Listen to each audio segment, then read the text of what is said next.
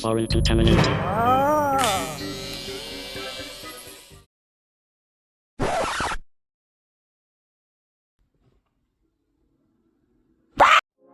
Hello everyone! Hi! Hola! Konnichiwa! Salut! Salut, Soubal! Welcome back to Rogue Robot No. I feel like I shouldn't even have to say that anymore. You guys know exactly what series we're watching right now, so why bother? What would make for a good intro to this video, where I can say something that I haven't said before? I'm stuck. I feel like I'm just repeating myself. Oh shit! But that's kinda something I love about covering these characters, man. I just can't reiterate enough how much they mean to me. I love closely re-examining their scenes to pick apart any new details, searching through behind-the-scenes content for any further information, collecting fan art, spawning memes, and hearing your ideas for stories, set pieces, jokes, headcanons, and interactions for these characters to have. It warms my heart knowing that I've been able to bring so many fellow Wall-E fans out of hiding and bring them together. It gives me a sense of pride that I cannot describe using words that I found in the English dictionary. Thank you all for your contributions, no matter how seemingly tiny they are. Blah, blah, blah. We're all very fascinated, Whitey, but we'd like to get to the point. I also just have to thank Pixar for making these robots in the first place. 18 years ago, they couldn't have had any idea how much they would go on to impact some random little boy in his trousers. Trousers? That's weird of me to say. My trousers! But now, in the modern day, if I'm stuck in a rather boring situation like waiting in line somewhere or at work or something, I can keep myself entertained by visualizing scenes of these characters getting into hijinks, or even as simple as just recreating a scene from a film or a show that I love, but done with this cast of goofballs in place of other characters. That might sound like some cringy DeviantArt level fanfic crossover type shit, but I view it as a never-ending thought experiment, a test to see what can be done with these characters, how they would react to a scenario, either socially or physically. It's like a template to use as a way to exercise their potential in ways that otherwise might never happen. I guess I did have a new way to open this video after all. How about that? But enough about me, let's get on with today's subject. This video is basically just an opposite interlocking piece to my previous video on the small blue robot. A part 2, a yin for that yang if you will, and you'll eventually understand why. You see, cause today class, we're going to be talking about the foreign language known as 444? Wait, what?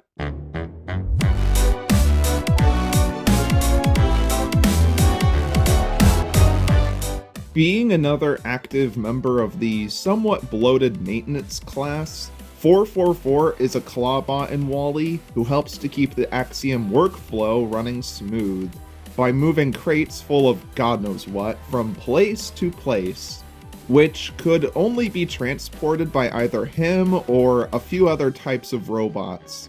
And the reason for that is what his pretty sweet design is capable of. 444's most notable trait has always been his incredibly abnormal head shape.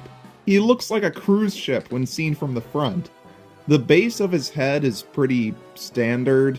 It's just the curvy piece that goes up his back. But where it gets interesting is with this main piece, which slopes upwards near the top, which ends up surprisingly wide and flat, extending out over all the sides of his body, and it's here where his eyes are located too.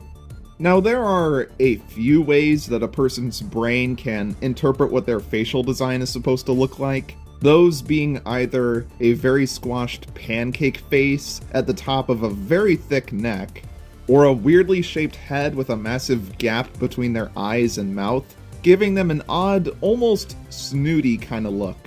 Either way, he still ends up looking unmistakably weird. It's no secret in the past that I've jokingly referred to him as the letter T or a hammerhead shark, and it's pretty clear why. This strange head shape is seen nowhere else on any other Wall-E robot. It's very distinctly alien, and the inclusions of a little panel on his back, his nice tan color, and a pair of orange stripes going up his face really complete his look. Also, allow me to let you in on a little secret. Come close, my friend. Their real number isn't actually 444. The number seen on the side of their body actually reads 5444, which, in case you don't remember, is the exact same number as our beloved old flipped-over friend from all that time ago. Ruh-roh. Do we have yet another naming situation on our hands again? No, not really. If I'm being completely honest, I really don't care. I'm still calling him 444. Because between you and me, having two characters with the same name is beyond frustrating, and I'd rather just call them by their old, unfinished name regardless. Hey, don't blame me, blame the people at Pixar who couldn't be bothered to change a 4-digit code for God's sake. They did that, not me! Anyway, where was I again? Oh, right. I guess his arms, yeah. There's not much to say about them, as they're actually the same as 3671's, just with color differences. I'm noticing a weird parallel here. Oh, and his wrists can glow bright yellow for some reason? Yeah, I don't know either. Original or not, these super-sized lobster claws look pretty awesome on him. Unlike 947's, these are the kind of claws that can actually clamp shut and seal tightly together, like a bear trap. And boy were these claws powerful, likely capable of lifting hundreds of pounds each. That strength is key to lifting heavy equipment. Bro is swole. He could probably crush anything with his hands like he's a goddamn hydraulic press. And yeah, that's about it. His design is pretty rad. He's a big, brawny bruiser with a mushroom for a face. It's not like reinventing the wheel or anything, and there are a couple of oddities, but I think it looks really nice. I mean, just look at him. He's a dapper fellow. You handsome devil. 444s are seen every here and there, dotted across the hulls of the ship, going up ramps and handling boxes and such. Wall-E maneuvers around one of them while in pursuit of Eve. Another keeps his distance from our crazed massage bot. A few of them stop at the sight of Wall-E and Eve's mugshot before pointing their claws at them. I really love this one unit that approaches an intersection, only to stop once he sees the giant wave of reject bots speeding by, before continuing on with his journey like nothing happened. That's pretty hilarious.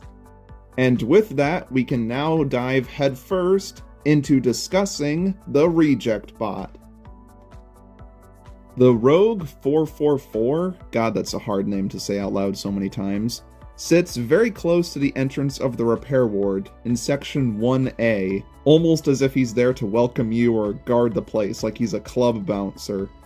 With the small blue robot being his only real company, always being by his shoulder. Speaking of which, I already discussed my whole headcanon interpretation of them in the last episode, but just to reiterate, and also to expand on this guy's perspective on it, I've imagined this whole complex, prejudiced to pals kind of thing, with 444 being a cool guy that other characters enjoy being around, while harshly neglecting the small blue robot, which ends up leading to a sort of one-sided rivalry between the two of them.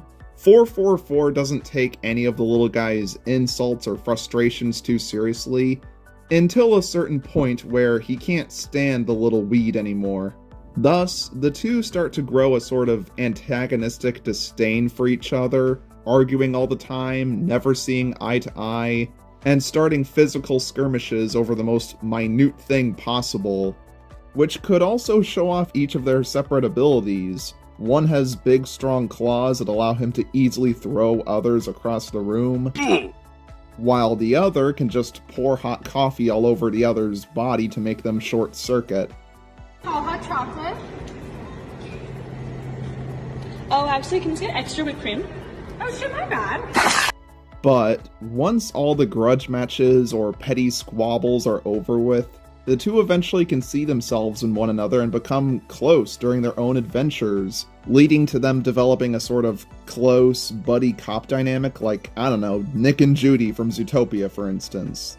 Putting their past grievances aside and feeling protective of one another, no matter what the world might think of them. I bring all this stuff up because it's honestly what I would like to see them do with these two characters if Pixar were to ever use them again for a WALL-E short film or spin-off series. It's fun to imagine them as enemies turning into friends. Heck, it's fun to imagine them doing really anything. No, it's not technically based on anything that we actually see on screen, but who said I can't share my own ideas, right? But you see, that's only one side of him. The other side, the side we actually get to see, explains why people would like him more in the first place. 444 is the kind of droid who likes to shake it up, as the kids definitely say these days. He bobs his head, shifts his shoulders, and swings his big claws from left to right. Do the Mario swing your arms from side to side. He's the robot that's always guaranteed to have the best moves on the dance floor. This is the whole reason why he's in the repair ward to begin with, not because of any other malfunction, which comparatively makes him look a lot more chill and calm compared to a lot of the others. He seems like a good-natured hunk who may not be the smartest or most flashy robot, but one that always gets you in a good mood, one that you always like to see when he swings by. I mean, it's no wonder why his coffee-serving friend would envy him. I mean, come on. He has a bit of that celebrity showmanship attitude, and as we saw with 947, any robot with that kind of big Chad jawline is automatically gonna be based. Being your average size is really nice. Hey, what do you say we go to Denny's for breakfast?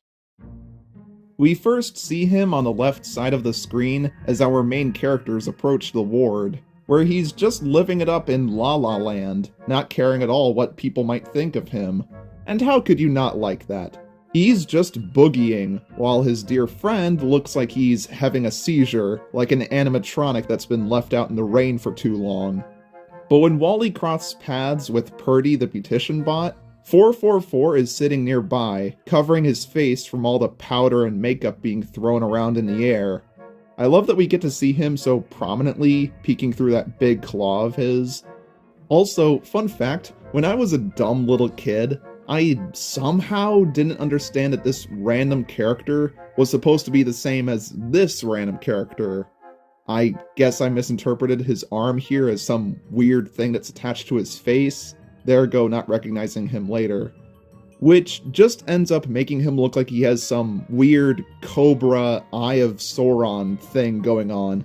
Also, because of some unrelated memes and the fact that he covers his face with his left hand, I would lovingly refer to this guy as Lefty back in high school, which is an obvious reference to a certain terrifying animatronic bear. That wasn't the only nickname I gave him either. One time, I also called him Mr. Big meaty claws!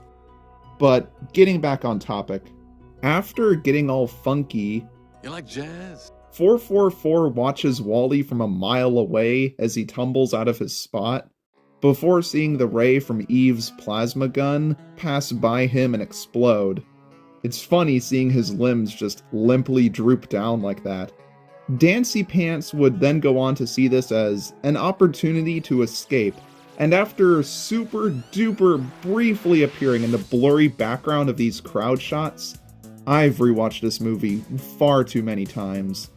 He surges down the hallways with the rest of the clan, smashing up against the wall while bouncing his head up and down and opening and closing his claws. And as is showcased more clearly in this behind-the-scenes footage, the maroon robot who is riding up behind him slams his arms down on the top of his head as if he were playing the bongos on him, which is so cute. But after pumping the brakes due to the steward standing in front of him, he hovers near the floor at the front of the crowd alongside the polisher robot. And after Eve arrives and he gets his picture taken, he gives off this look of annoyance from the maroon robot laying his arms down on top of his head like that. Get off of me! Wait, hang on, I think I've already used that clip before. Eve then dashes away with Wall-E, and 444 maneuvers right around the Stewarts, flying high up in the air and doing his little dance one more time before disappearing. Of course, we never got to see him again after that, but man, do I wish we did. 444 and the small blue robot, despite never actually noticeably interacting on screen, only being associated by their close proximity, are among my favorites of the reject bots to pair up, as if they could be the main protagonists of their own adventure. It's not only a very common thing to do when writing characters in fanfiction, but it also helps to make these two feel more alive, memorable, and interconnected. The world doesn't revolve around Wall-E, or actually it kinda did, we just all know how that went.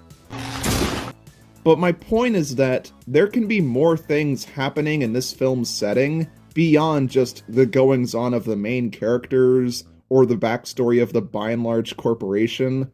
So what's the point of pretending there's not? 444 himself is definitely a unique robot with some fun traits, but it does feel wrong having him without his partner, even though he could totally stand on his own just fine, especially when in a fight. I mean, that would be like comparing Larry the Lobster to like some random waitress.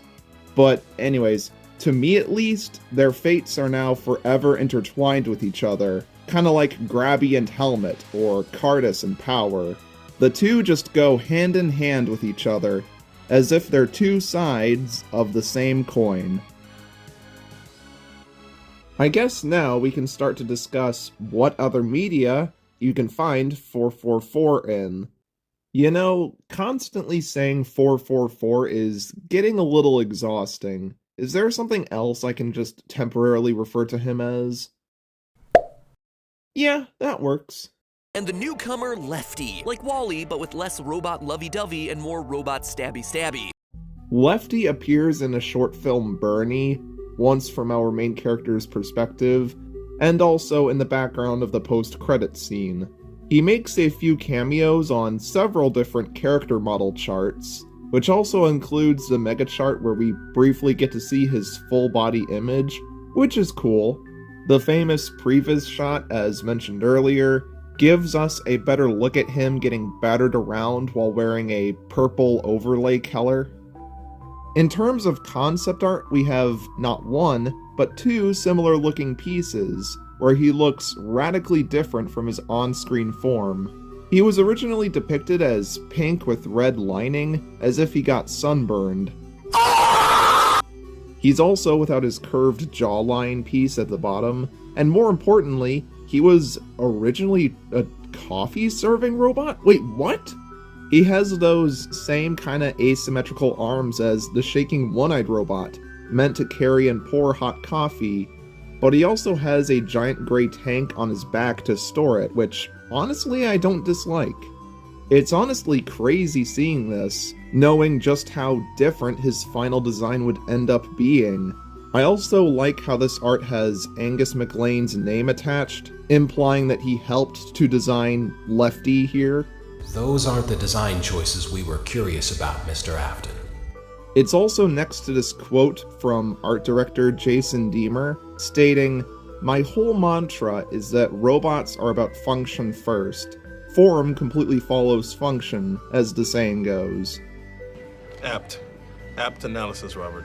As for the other concept art, it's basically just this again, but in white.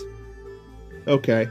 It's also really cool knowing that his original purpose that they had planned for him ended up going to the small blue robot, which is just incredibly ironic.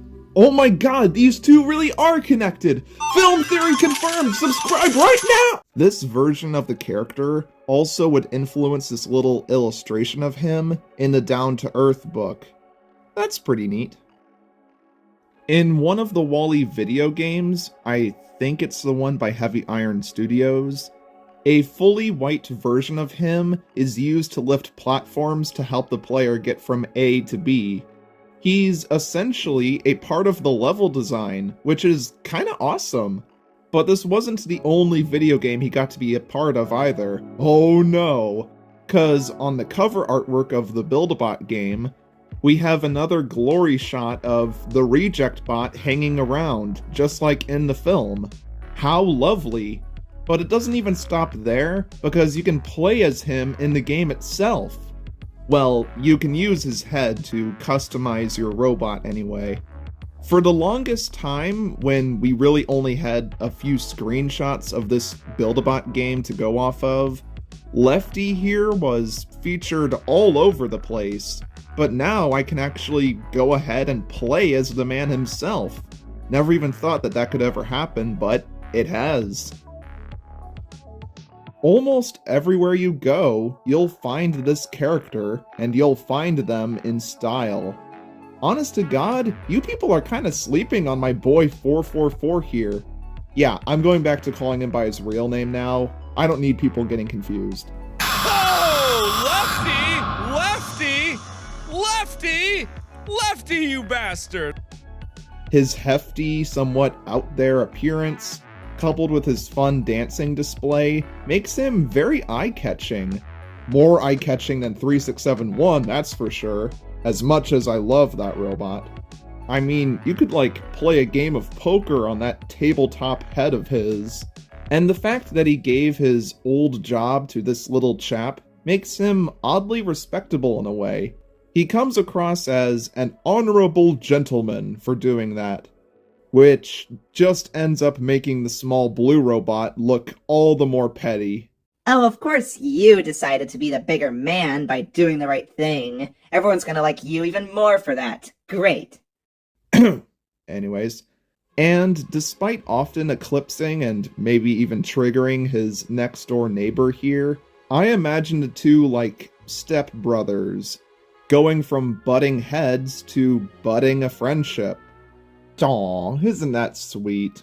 Whether he's immediately right there at the front door, ready to welcome you, or he's lending a helping hand with that one level of the game that you had to search up a tutorial for, 444 is among the most intriguing, chill, and all-around wholesome rogue robots we've covered.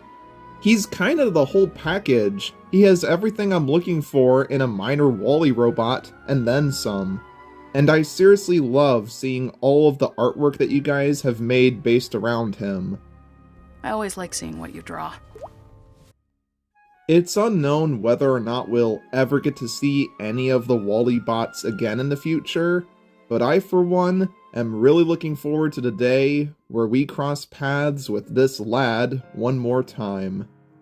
Until then, I'm happy to give him a brand new home with the rest of the Reject bots here on the channel. We've definitely had some fun with them lately, head bashing, tasting decaf, and having an arm wrestle contest with the Hammerhead here.